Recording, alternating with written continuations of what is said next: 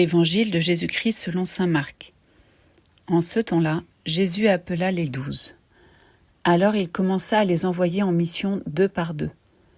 Il leur donnait autorité sur les esprits impurs, et il leur prescrivit de ne rien prendre pour la route, mais seulement un bâton.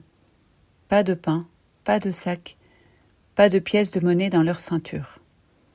Mettez des sandales, ne prenez pas de tunique de rechange. Il leur disait encore: quand vous avez trouvé l'hospitalité dans une maison, restez-y jusqu'à votre départ. Si dans une localité, on refuse de vous accueillir et de vous écouter, partez et secouez la poussière de vos pieds, ce sera pour eux un témoignage. Ils partirent et proclamèrent qu'il fallait se convertir.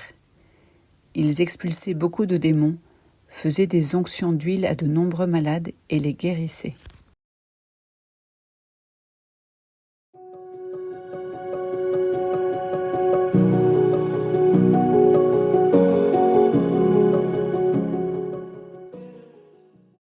On est toujours frappé par le fait que Jésus envoie ses disciples en mission avec des moyens très pauvres.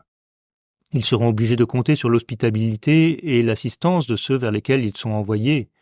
D'emblée, ils devront apprendre à compter sur les autres plutôt que de croire qu'ils pourront s'appuyer sur leur propre force.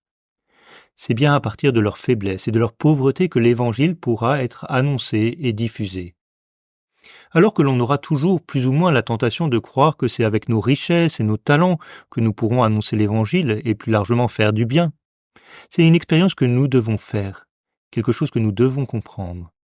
C'est d'abord avec notre pauvreté et par elle que le Seigneur agit. N'ayons pas peur de nos pauvretés et n'ayons pas peur d'être envoyés tels que nous sommes pour porter la bonne nouvelle.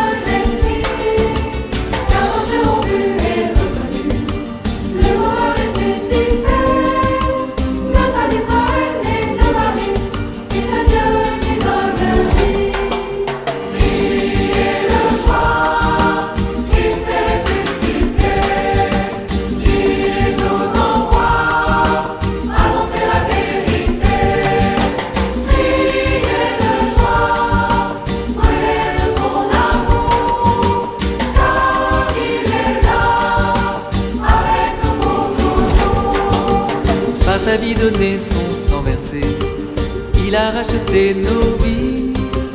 Il détruit les portes des enfers, il nous sauve du péché. À tout homme il donne son salut, don gratuit de son amour. Vivons dans sa gloire et sa clarté, maintenant et à jamais.